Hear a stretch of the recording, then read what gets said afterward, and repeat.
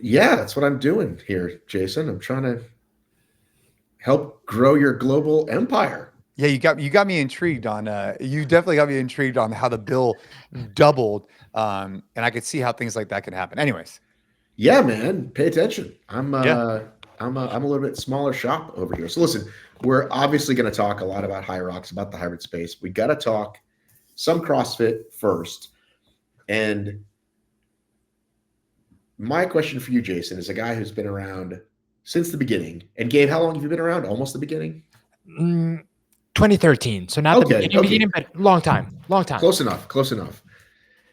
The general idea of it's not as good as it was, everything sucks, why are they changing it? Where would you put that, like, on a level that it's different than any other year for the last 7 that I know of? It's not as good as it was. So your question is, over the last 7 years, is CrossFit not as good as it was? Is that the question? No, Michael, sorry. Let me rephrase. The community bitching.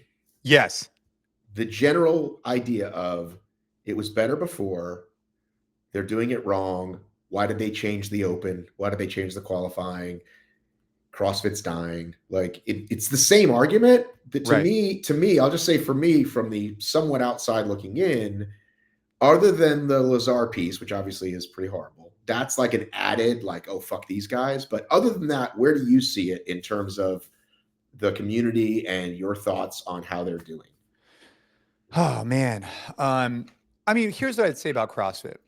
CrossFit started off as the anti-conventional gym.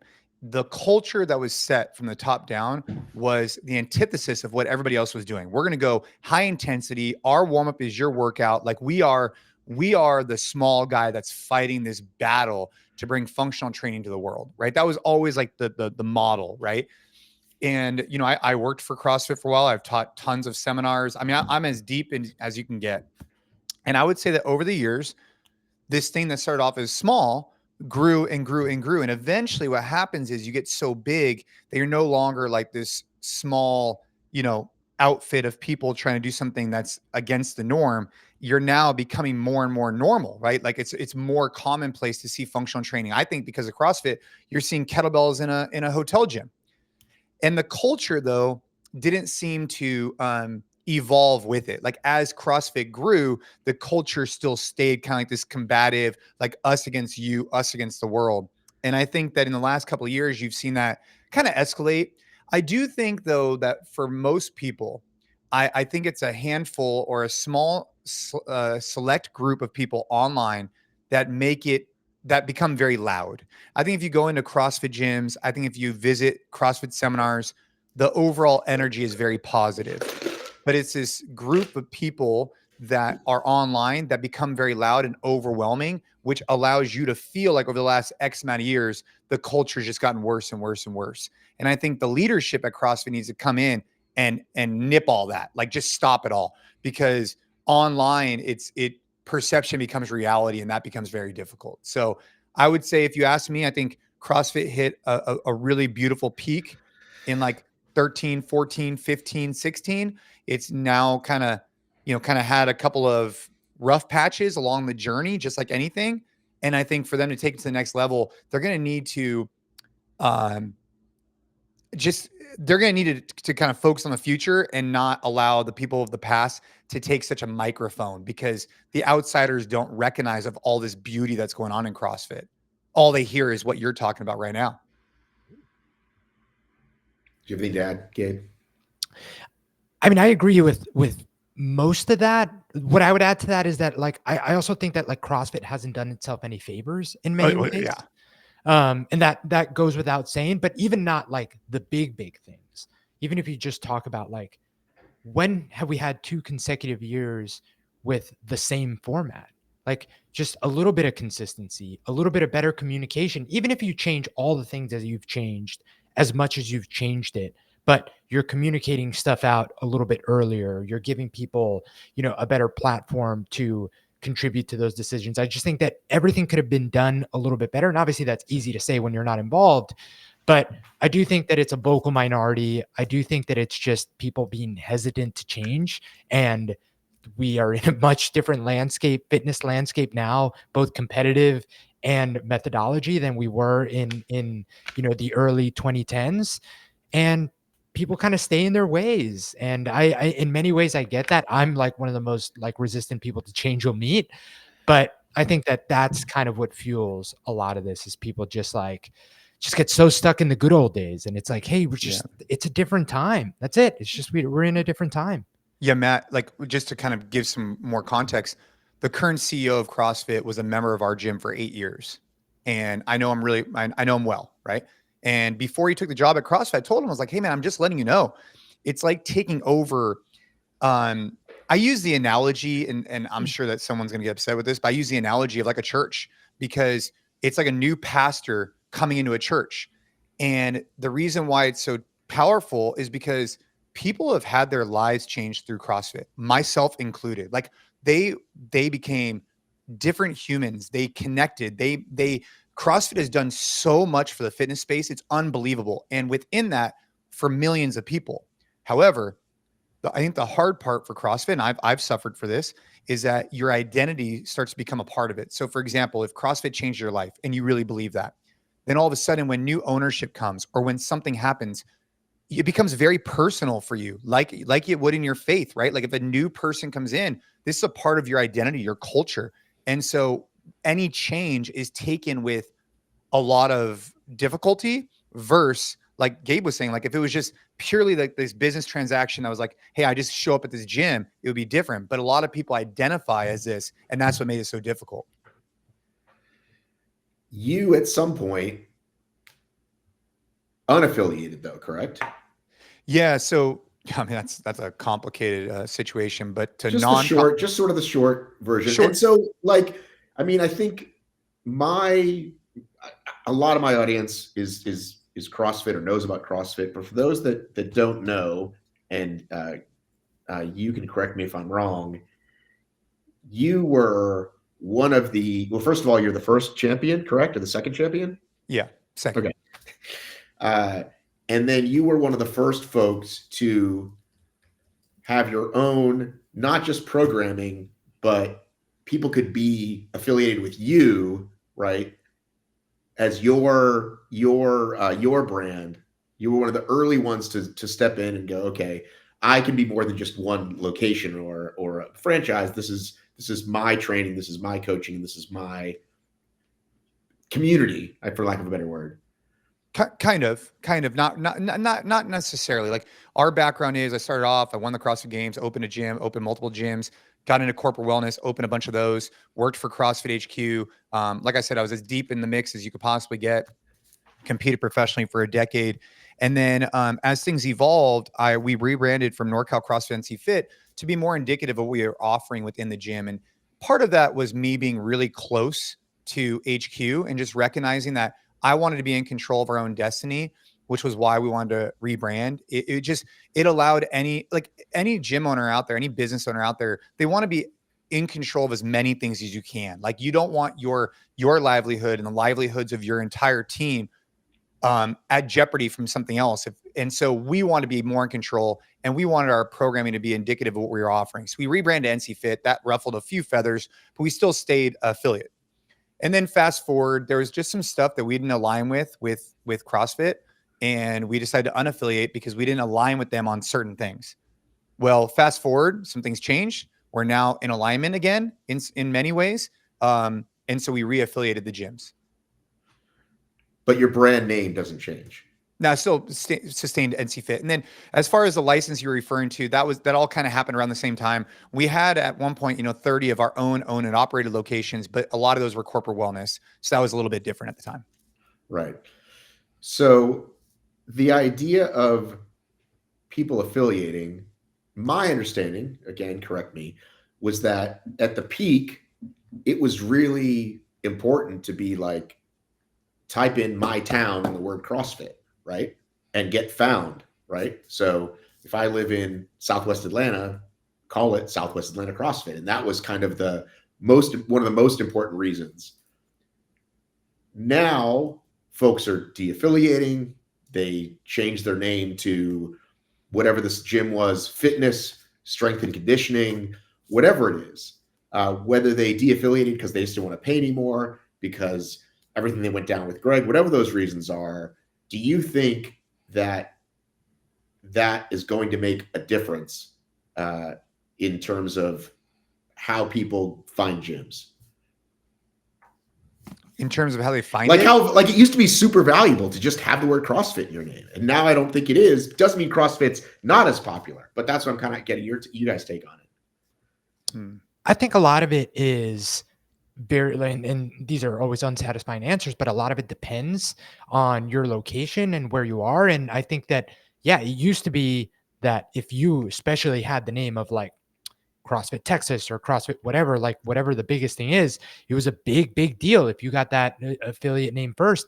And now I think because it's so saturated, you also just have to weigh the pros and cons of like in your community specifically, because it's been really interesting for me moving from California to Texas, where there are more people here. It's almost like 3 or 4 years behind, where there's like more people here still like actively looking for CrossFit versus all these other things. And so that's where I think it varies greatly geographically to decide like, hey, is the fact that we say, hey, we offer CrossFit classes going to bring more people in the door or not? And that's just an impossible thing now to say that's yes for everyone or no for everyone. It's going to depend on so many factors, which makes it, not a no-brainer decision anymore. But I don't think it's a negative for everyone either. I think that there, in some cases, it makes a lot of sense to be the one gym that still has CrossFit on the building in your area. Like, it absolutely makes sense. Does it make sense to be the one of 10? Probably not. You have to find a way to differentiate yourself, whatever that looks like. Well, I think this kind of brings us to where we are now, because folks are learning about HYROX, and so they're definitely going to search HYROX gym near me, or where can I train for HYROX? And there is a billion content creators online, and everything in my feed is something with the word HYROX on the thumbnail.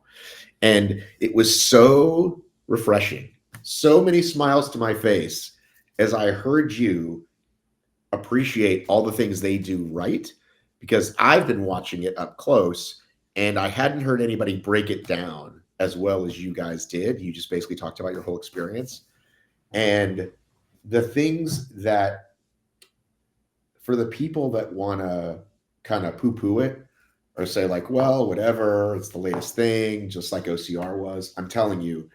So before this, like obstacle racing media, that's my background. I'm telling you, they are so many leaps and bounds ahead of the obstacle racing industry. Tia Claire Toomey was not running a Spartan race. A lot of obstacle race, a lot of people did. A lot of people were like, did try one, but it was like a fun or a goof or with their friends. It wasn't, let me train for this. Let me now sell. Nobody, like Tia was then not going to sell programming on how to train for Spartan. You see what I'm saying? Yeah. So this has, the ceiling is so much higher. And trust me, I still have that business, and 300,000 people did a Spartan race last year. It's not going away. But my point is, you pointed out all the things they did right in terms of atmosphere, how well it's organized, photos, like split times, all the stuff that, again, is a no-brainer to do, but most people might have the idea, but miss massively on execution. Yeah. I mean, go ahead, Gabe. Well, I was just going to say, man, like people want to look cool and feel cool. And HYROX just does that. And it does it really well, man. Like, from being in that tunnel before you start to like the stage that you run on when you're done to everything in between, they figured it out, man. And it was super interesting. Jason and I were lucky enough to have like a little walkthrough the day before, because we bumped into the COO of HYROX, Jacob, and just all the little details, like everything that they've thought of. Honestly, from like a business perspective, like there was a lot to learn from just all the details matter, and they've been so intentional with all the details that it makes sense that it's growing how it's growing. And I have no experience with like the obstacle racing community aside from the fact that I never felt like I needed to try a Spartan race. But when all my friends, because I'm originally from New York, posted their pictures of doing last year's New York City race, I felt like I had to go and try this. I was like, there's too many of my friends that are doing it and posting these pictures and saying that they had a great time. Like, I just have to like see for myself. I have to. And that Well, was and the impetus of us signing up. especially that venue. It was Pier 76. Yep. It was amazing weather, and it was like everything was perfect. That was like everything they could have wanted to be and more. And as you might have seen, they're going back instead of 1 day, it's 3 days, already sold out. Insane. I was trying to get my buddy to sign up to do pro doubles with me, and I was like, we got to act now. This thing's selling out. Anyway, we ended up not being able to work out, but I was impressed at how quick it sold out. Crazy. Yeah, and I feel like, and that maybe that piece changes. Maybe it doesn't sell out in however many minutes. That's what's been happening in England for a year and a half. They can't get tickets because they're so hot for it. Here's my question. And again, comparing it to this obstacle racing side is many people obviously ran to train for obstacle racing, trail runs outside, maybe some cold weather training. They certainly did. People certainly worked out in the gym, but the A to B of, hey, we just got really strong and fit in the gym. Now let's go run in the woods for 6 miles and get muddy, right? Or go to this mountain. And what is HYROX but the stuff we're doing in the gym every day anyway, without the intimidating quote unquote piece of CrossFit, right? No lifts, no Olympic movements.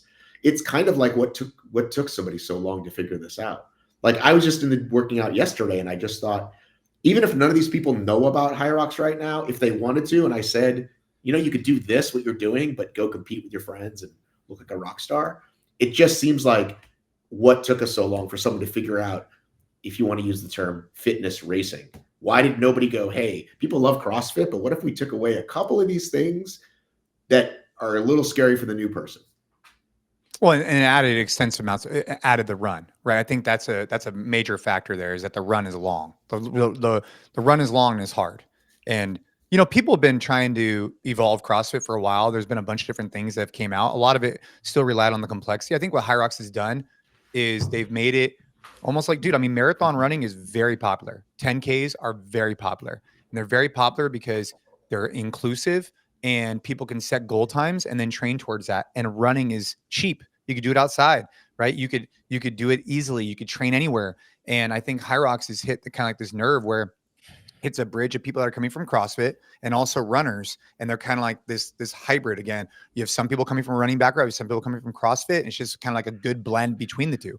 I think what they did really well though, is they just made you kind of feel like you're an all-star. They did a good job with pictures, they did a good job with the environment, they did a good job with the vibe. I think those things go a long way for people to go home and tell their friends, hey, I had a good experience here. I had fun.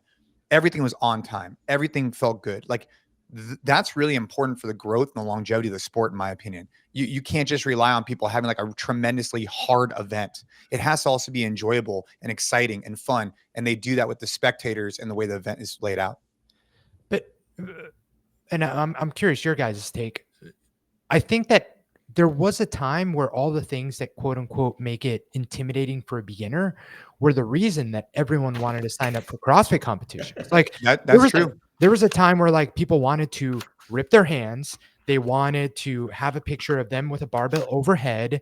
Like it was the hard aspect of it that made that incredibly, enticing for people to want to compete. And I think that I think about Wadapalooza doing a pretty good job of doing like the hero aspect of it. Like at the time, those types of competitions did a really good job because you were competing on the same stage as the pros, which is exactly what HYROX does, right? Like the fact that you can go to Miami and compete with your buddies in the same exact competition and venue as the CrossFit Games athletes. That's why Wadapalooza was like a crazy, crazy successful event.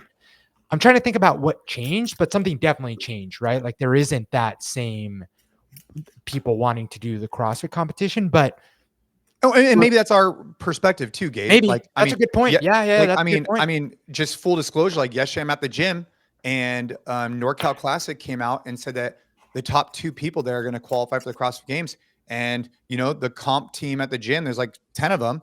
They were buzzing. They were buzzing about it. And for me, like, it doesn't really inspire me necessarily, but for them, it was a really big deal. So maybe, I mean, dude, Wadapalooza had 5,000 people competing on a regular basis. I don't know how many they'll have this year, but I think what's unique about HYROX is, dude, they're having 6,000 people like basically all the time. And they could run a ton of people through each event.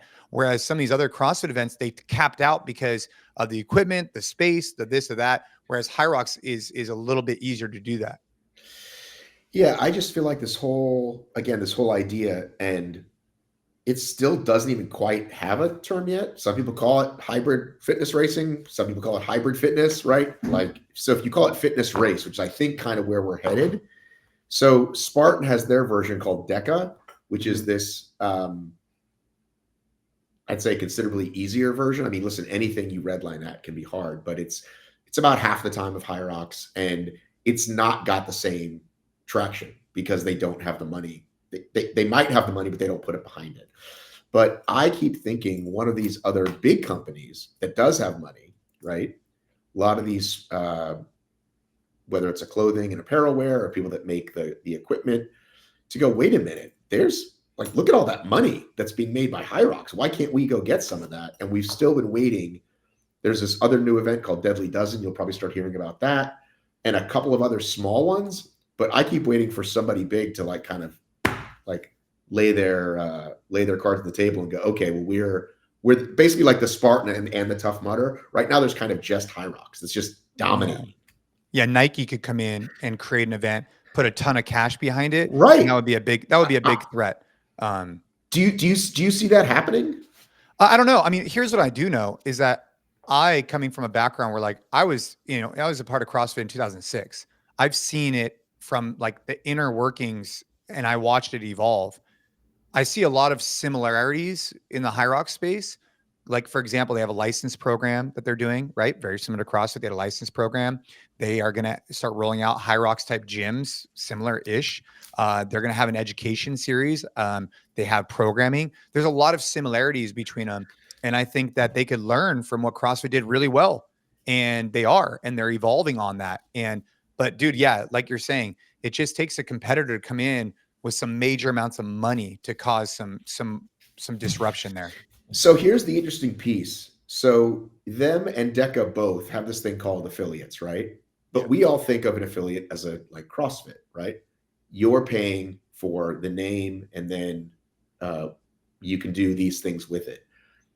It's almost flipped with HYROX and DEKA, because if I have a HYROX gym and if I own a gym, whether it's a box or an F45 or whatever, right? Just whatever Joe's gym around the corner that everybody loves, I probably don't need programming help. I'm a coach, right? I just want people to come. So again, it's that marketing piece of being on their website. So giving them, it's really cheap now. I think it's like 100 or 120 bucks a month. Yeah, That's like, I want to say, what was it, Gabe? Like 1,500 a year, was it the license? I don't remember. But Jason, you don't need to go to their website and say, oh, what training are they offering me? You know what I'm saying? Well, here's where I think this is going to be an interesting debate, right? So CrossFit started off at $500 for license fee. And with that license fee came the use of the mark. And that was what it was. The only commitment that Greg has ever made to anybody was you get to use the mark of CrossFit. And I think that was a really powerful thing at the time, because he never committed anything to anybody. Like, bro, you get to use the mark.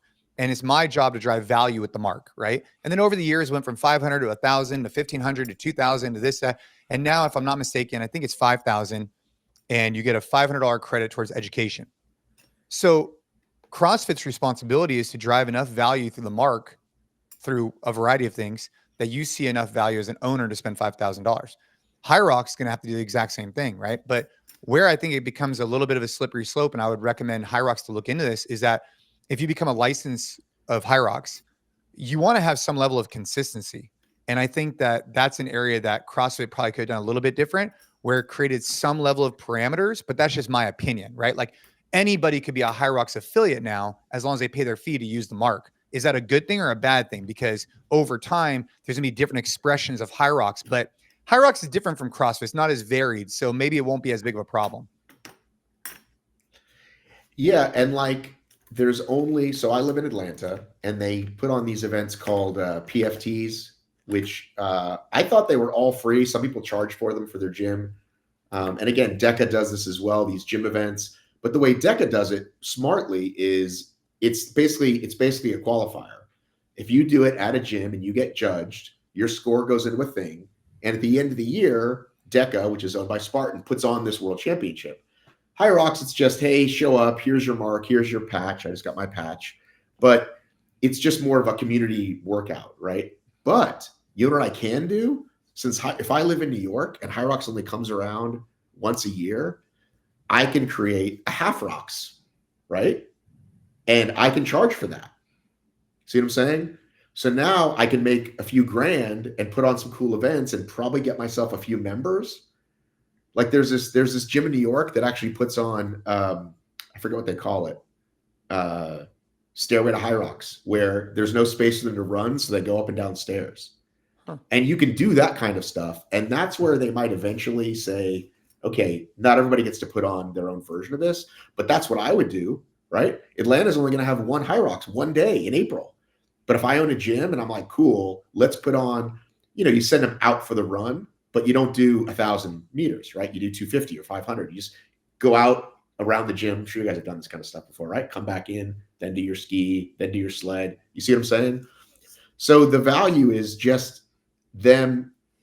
Like I know that CrossFit was pretty hardcore with we're going to shut you down if you use that name. I don't know. Some gyms might be like, screw it. Let's just call it a HYROX event and hope they don't find us. Yeah, I don't know. I haven't seen that stuff, but that's interesting. It's interesting. It's all going to be interesting to see where it goes. It's basically like a little mini comp, right? So hey, instead of we're going to put on this one comp in the spring called badasses and ladies, but then in March we do one called half rocks, and it's a high. See what I'm saying? And that's CrossFit, that's F45, that's any gym that wants to do that. Yeah, and back in the old school days, right? This was a point of contention.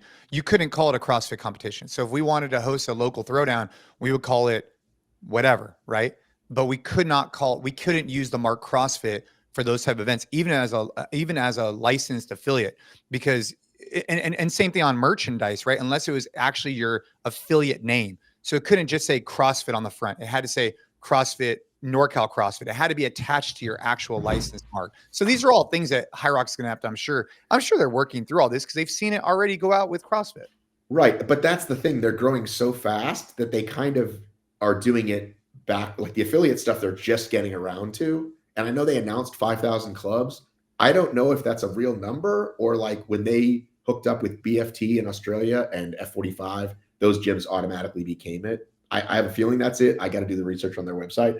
But because they've been growing so fast in so many countries, this gym piece has been almost secondary. You see what I'm saying? They haven't really done the grassroots. Let's get this. It's just, hey, how can we get people to these events? And now these events are selling out. Now they're starting to figure out like, okay, how can we grow? But again, like, so they launched their own thing. They've got all these gym partnerships. Okay. Let me ask you this as a business person, Jason. The HYROX in Atlanta is called the Sweat House Atlanta HYROX. Sweat House is like one of those cool sauna rich people gyms, right? In Canada, in Toronto, it was called the Good Life HYROX because that was the local sponsor. In England, in Manchester, it was My Protein, right? So it doesn't have to be a gym. It could be anything, but they do all these partnerships. And then on top of that, they're selling their HYROX 365, which is, oh, we're going to sell you the training and we're going to train you the methodology. And I just feel like they're stepping all over each other. There's no consistency. Well, we had a call with one of the people on their team about the way that they roll out the programming. And I will say the way they roll out the programming is light years ahead of when CrossFit originally rolled out the programming. It's light years because, oh yeah.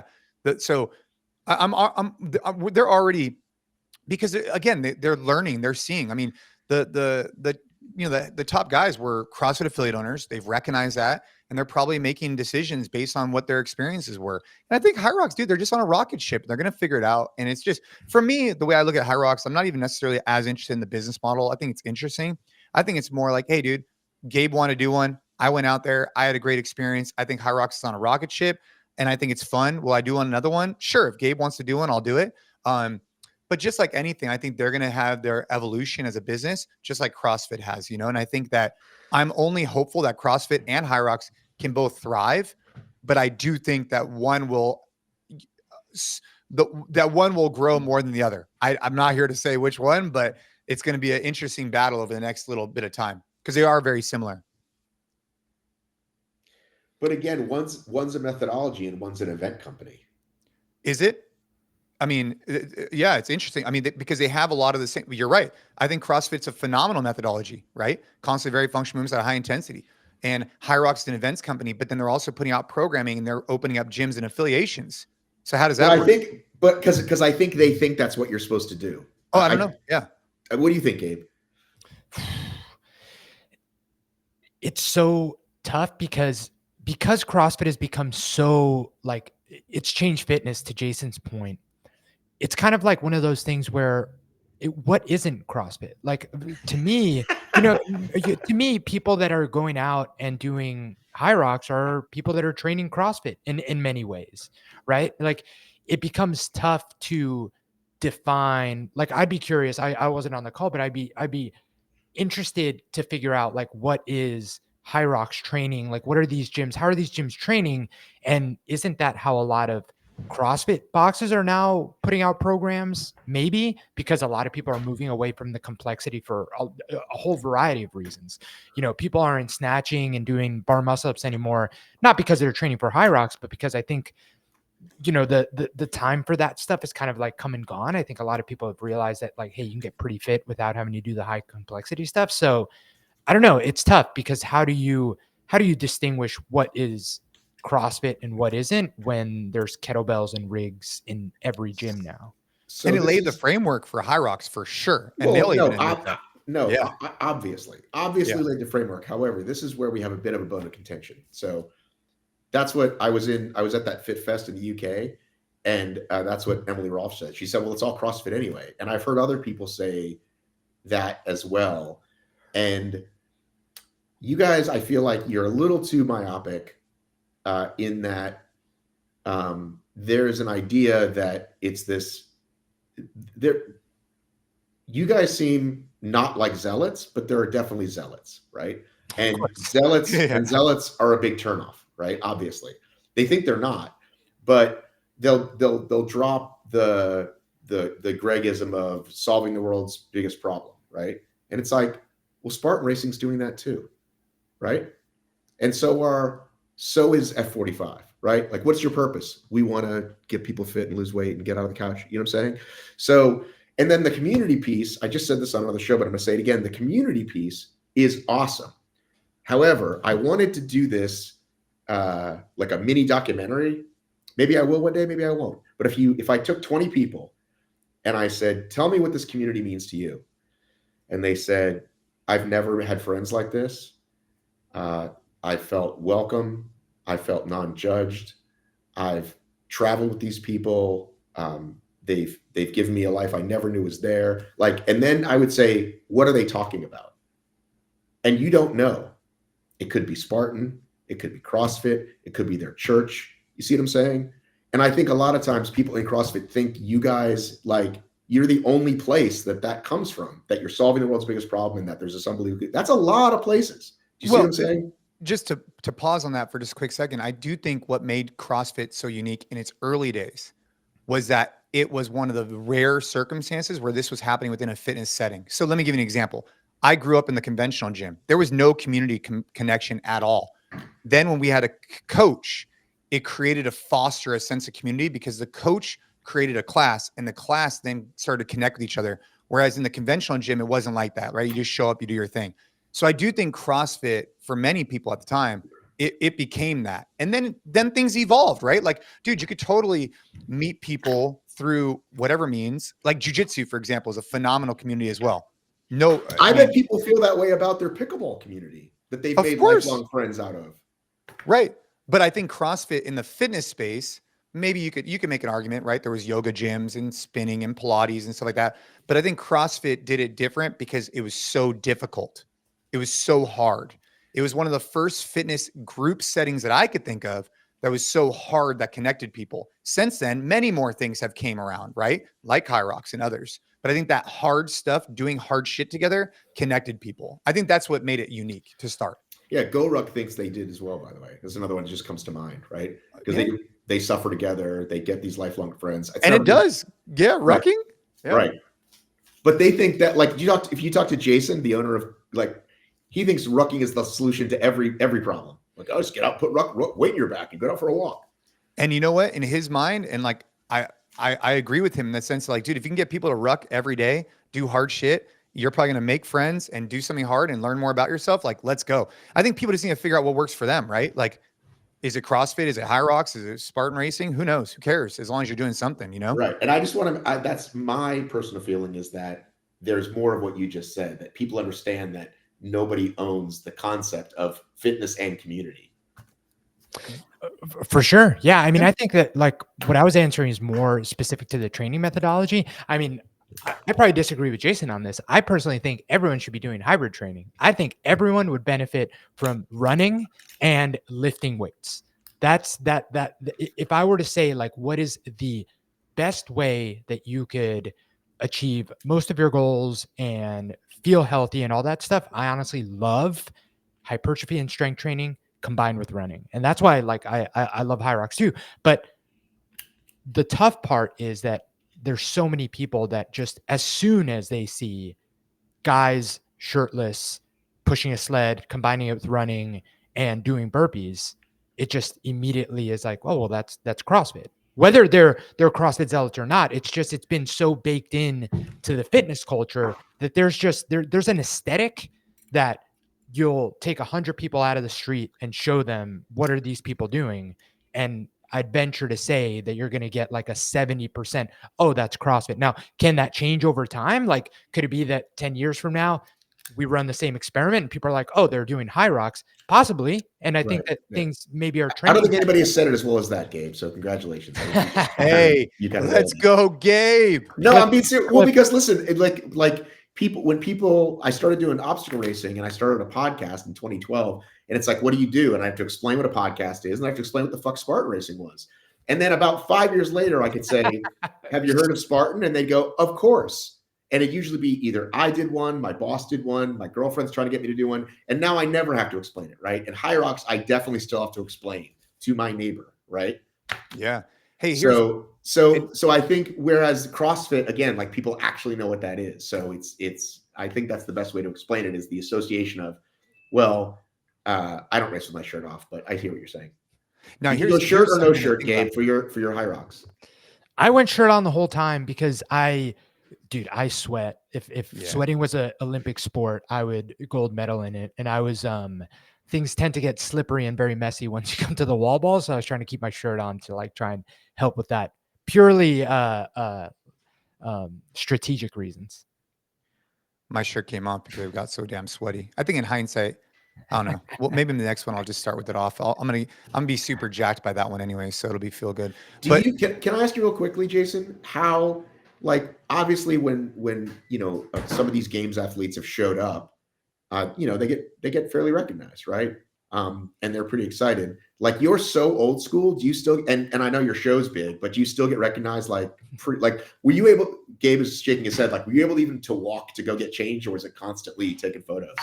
No, I mean, I'd say at this point, like, whether I'm at the CrossFit Games, CrossFit Games probably the most, but HYROX Right. I'd say second, and then Jiu-Jitsu I'd put as third. So like if I'm walking through an airport, it'll be one or two people. If I'm at a CrossFit Games, it'll be a lot more than that. But it's not so much to the point where, like, back in the day, early days, it would be like I couldn't walk anywhere without a bunch of people wanting to take a picture. So I would just like have a line, take a picture.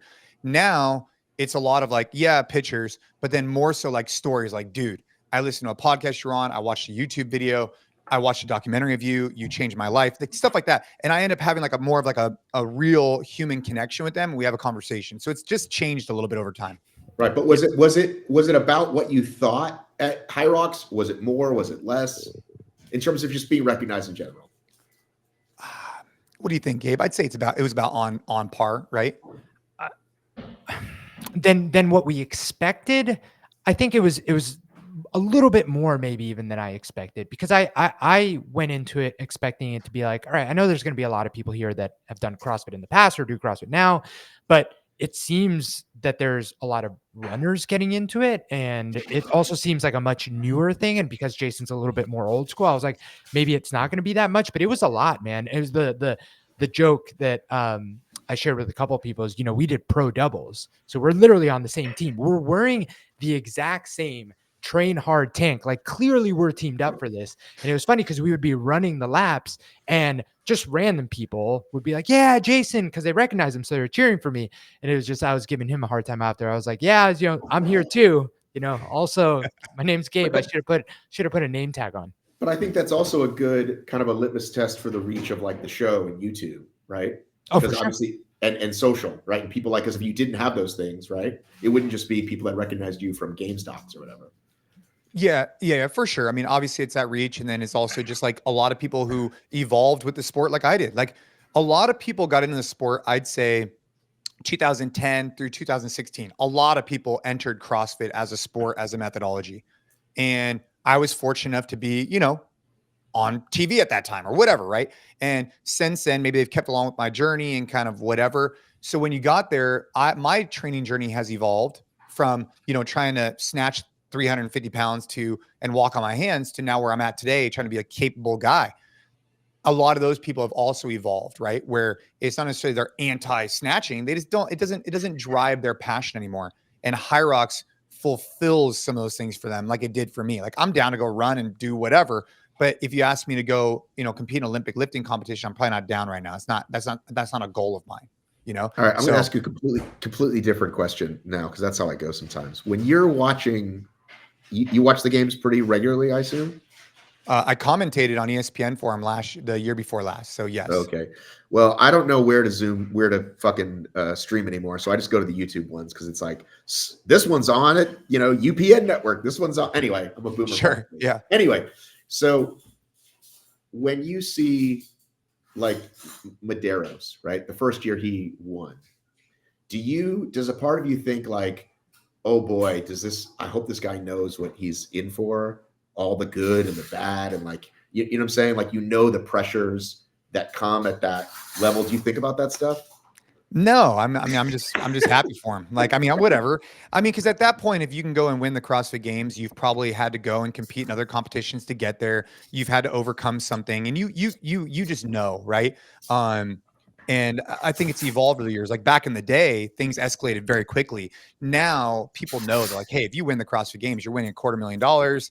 You're winning, you're on TV, like, or more. And so, like, I think it just comes to the territory, and I think you're just grateful to win, and then you just got to stay level-headed, right? Because just because you win one year doesn't mean you're going to be at the top the next year. Is that because you're extremely selfish? Me? Yeah. I don't know. I just thought maybe you'd be like what comes with being at the top, and now more than 10 years ago, 15 years ago, the pressures, the amount of because I put it this way. I don't spend a lot of time around games athletes, and I was around a few at this Fit Fest, and I just think I see the people that volunteered. It's strength and depth is there too, right? And so people volunteer, and they get to spend a few minutes with obviously Sarah's like the top, right? But even just the other ones, like, there's some like serious worship going on, right? Like, there's the pressure of that, plus just people in your gym, plus sponsors. It just feels like it's got to be tough. I mean, we know all these mental health issues some of these younger gals are having. It's a lot. Yeah, you got to surround yourself with good people. Like, I remember I was on the podium with Matt Frazier, and he told this story later on. I don't remember it, but at the time, I put a social media post up and said, hey, because Frazier took second, I took third. That was in 2014. And I was like, hey, go check out Matt Frazier. Great job, blah, blah. I was just throwing him a bone because I had been in the business for a long time. He came out and got on the podium, like, no one really knew he was going to take a podium spot. And I kind of gave him some words like, hey man, here's my phone number. Like, it gets a little bit wild. Like, hit me up if you ever need anything. Make sure you have good And he ended up sharing that story later on because I guess it made an impact on him, and we stayed in touch, and I tried to like help just in some little ways. And he had Matt O'Keefe, which played a huge role for him.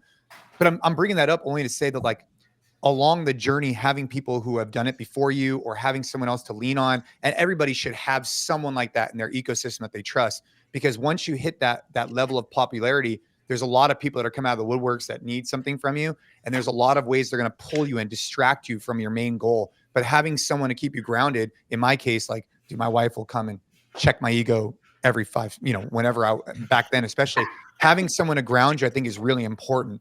And if you don't That's kind of have what I was that, asking, if you thought about that with like Maderas. That's kind of what I was getting at. no, I mean, but with him, I maybe, okay, let me take it back to like my day. Yeah, I would try and like go up to the younger guys, like, and even Hepner brought this up on our podcast, and just try and give like little words of advice, little things here and there, just because I had gone through that evolution for the last 10 years.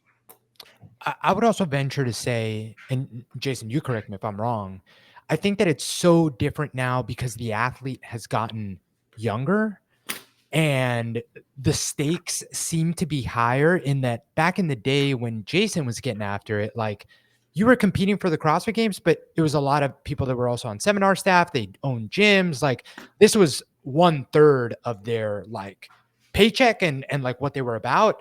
Now, especially in the CrossFit space, like, this is it. Like, these guys are gearing up towards the games and the purse at the games or whatever other big competition. They're a lot younger. This is like the thing that they've maybe known that they wanted to be for as long as they can remember. Like, for a lot of the guys back then, this thing came up and it was like, this is fun. Like, you're just kind of riding the wave. A lot of these, especially like the younger female athletes, we've talked about this on our podcast, it's kind of like the only thing they know. And that puts a lot of pressure in many ways when you've been like the teen at the games, and then, the youngest women to podium at the games. And then, like, I can imagine that pressure being very different than, Jason Khalipa, 2008. But I mean, Jason, I'm curious if you disagree. No, 100%. I mean, back in the day, just things have evolved. And I think what's really interesting is there's still a lot of CrossFit events that are going on. And I think HYROX is on a rocket ship. I had a phenomenal experience there. That being said, there are a lot of CrossFit events that are still booming right now, like the Wadapaloozas, like the Rogue Invitational. I think the games, dude, they've had a lot of changes. They got to figure out what they're going to do. But the sport of CrossFit is still, in my opinion, well and alive, because there are going to be the athletes who make obviously a living off of it, but also it's very like social media. It's very like exciting for people to see them do all this crazy stuff, like walking their hands, doing backflips and being able to snatch 300 pounds. Like, those are different skill sets that are attracting certain people to it, compared to HYROX. That's more of like, hey, like, you have the endurance background, you're good at these things, combine it. But what I do think HYROX has going for it is that, dude, there's gonna be world records that are set, and people want to see those records get broken, and that's exciting. And so I think I'm curious how CrossFit kind of like takes some of the what is growing HYROX and maybe incorporates it. And I think they could do it. I think they could pull some old school, like the burden run from the CrossFit Games. They repeated it years later. I'd be interested to see if someone could beat the previous time. Stuff like that, I think, is going to be really exciting to watch in the landscape of fitness. I won't take credit for this idea. Take it. Where did I hear it? I heard it somewhere. But how cool would it be if, like, event 1 on Friday of this year's CrossFit Games was HYROX? Was like the exact race, and you had all these guys putting up what honestly would be pretty impressive times, and then go on in the rest of the weekend, like, it would be amazing. It would be. I'm sure that's Jacobs, and I'm sure they dream about that. Do it. Like, it's just the biggest thing, and we were talking about this with Chris Hinshaw, is I think that there's more opportunities for both CrossFit and HYROX to help each other than for this to be like a 1-to-1, like one's going to win, one's going to lose. Yeah, and I don't think that either. I think, as usual, like you talked about, the loud minority. Mm-hmm. But again, something I took offense to was, people were asking Castro about it, and Castro was just like, "Oh, well, we don't put on massive participation events, but we did. We'd crush it." And it's like, okay, so you're saying that you have a way to put on a mass participation event, gets more people involved, makes CrossFit money, but I'm just not going to do it. Like, do you think somewhere over there they're thinking that, like, can't we do something like this? even at a smaller scale? I don't know, but I agree with Gabe. And I think my point earlier, maybe I've adjusted. Like, I do think that HYROX and CrossFit are going to like have this, but I actually think it could be a friendly, like, I think if they work together, they could, because dude, the thing about it is, if you look at the amount of people that do HYROX, you look at the amount of people that do CrossFit, it's a fraction of the people in the world, like a fraction of a fraction of a fraction. And if they come together and somehow find ways to amplify each other, I think it could be really successful. Like, and I don't know what they're going to do that, but I do know that there's a lot of CrossFit gyms that are doing stuff like HYROX. There's a lot of HYROX gyms that are like, the proof is in the pudding. When we were out at the HYROX event, I'd say about half the people came from a CrossFit background, half the people came from running. And because of that, it's like, where could they do this in the future? So yeah, the future looks bright for, I think, both if they find the right way to collaborate. I'm excited about it. And I'm excited to do another HYROX. It was a lot of fun. All right. Well, you went from maybe I'd do it if Gabe asked me to I definitely want to do it. I do want to do it. Because I know Gabe's already got buddies. He's doing it. I'll tell you why I want to do it is because, bro, we got 106 and I know we can get faster than that. That's why I want to do it, is because, Gabe's running wasn't very good. And so we had to slow down to make sure that, he was recovering in time. And so no, I'm just kidding. I'm talking about myself, but I'd like to see a better time than 106. Last time we got prepared for, Gabe created this really cool hybrid training ebook. And so we followed it where it was running and basically some of our flex bodybuilding, combined it. And it was a really good combination of that strength conditioning. And so that's what we followed. It got me ready for the race. I thought we did really well, but I know we could do faster.